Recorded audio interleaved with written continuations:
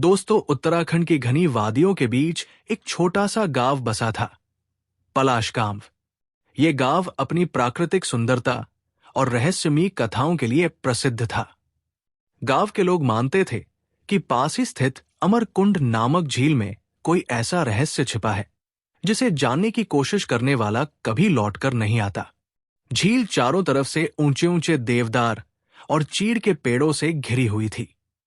वहां तक जाने वाली पगडंडी पर हमेशा अजीब सी ठंडी हवा बहती थी। रात को तो उस ओर से किसी के रोने की आवाजें भी सुनाई देती थी। गांव का एक युवक था, विक्रम, तेज तर्रार, जिज्ञासु और बहादुर। वो इन कथाओं पर विश्वास नहीं करता था। उसका सपना था कि वो एक दिन पुरातत्वविद बने और अज्ञात रहस्यों को उजागर करे।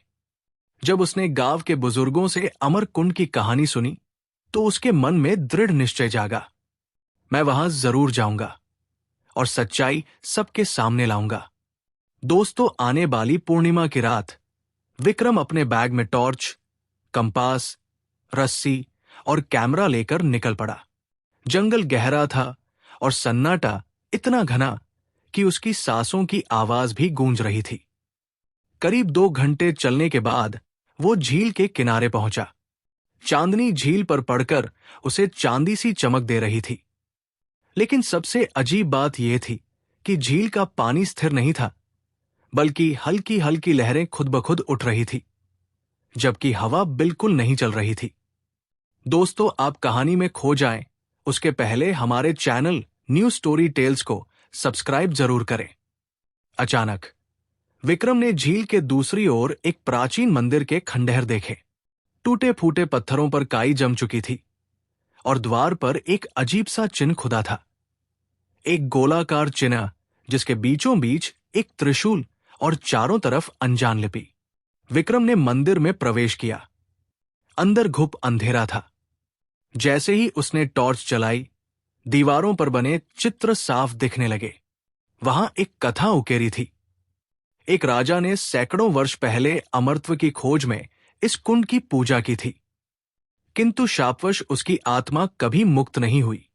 तभी से जो भी कुंड के पास जाता वो राजा की कैद में फंस जाता। इतना पढ़ते ही मंदिर के भीतर से एक भारी आवाज गूंजी, कौन है जो मेरी नींद तोड़ने आया है? विक्रम का दिल जोर जोर से धड़कने लगा, पर उसने हिम्मत जुटाई और बोला, मैं सत्य की खोज में आया हूं। तभी मंदिर की दीवार के पीछे से एक गुप्त द्वार खुला।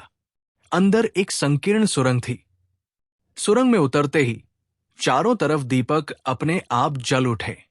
विक्रम ने देखा कि वहां एक विशाल पाषाण सिंहासन रखा था, जिस पर एक अर्धपारदर्शी आकृति बैठी थी। उसका चेहरा गंभीर था, सिर पर मुकुट और हाथ में तलवार। वो राजा की आत्मा थी। उसने कहा, सदियों से मैं इस कुंड की रक्षा कर रहा हूं। जिसने भी अमरत्व की चाह रखी वो मेरी कैद में सदासदा के लिए बंध गया। विक्रम ने कांपते हुए पूछा, तो क्या यहां से कोई मुक्ति नहीं पा सकता? राजा ने उत्तर दिया, मुक्ति का मार्ग केवल एक है, सच्चाई को स्वीकार करना और अमरत्व की इच्छा छोड़ देना। अचानक सिंहासन के पास की जमीन फट गई और वहां से एक काले जल का फव्वारा उठने लगा। राजा की आवाज गूंजी, यदि तुम झील में कूदकर सच्चाई को गले लगाओगे तभी यहां से सुरक्षित लौट पाओगे। पर याद रहे, जो डर गया वो हमेशा के लिए मेरी कैद में रहेगा। विक्रम ने आंखें बंद की, मां दुर्गा का स्मरण किया और कुंड की ओर छलांग लगा दी। जैसे ही वो पानी में डूबा, उसे लगा कि उसका शरीर नहीं बल्कि उसकी आत्मा तैर रही है। सामने एक उज्जवल प्रकाश दिखाई दिया। वहां वही राजा खड़ा था, पर इस बार उसके चेहरे पर शांति थी। तुमने साहस और सत्य को चुना है, इसलिए तुम मुक्त हो, और मेरे शाप से अब ये झील भी मुक्त होगी। विक्रम ने आंखें खोली तो वो झील के किनारे था। सुबह हो चुकी थी। झील का पानी अब शांत था और मंदिर के खंडहर पूरी तरह से गायब। गांव लौटकर जब उसने सबको ये बताया तो लोग विश्वास नहीं कर पाए, मगर उन्होंने देखा अमरकुंड का रहस्यमय धुंधल का अब हमेशा के लिए मिट चुका था। विक्रम ने सिद्ध कर दिया कि सच्चा साहस वही है जो डर को हराकर सत्य की खोज करे। दोस्तों, हमारी अगली कहानी जरूर सुने।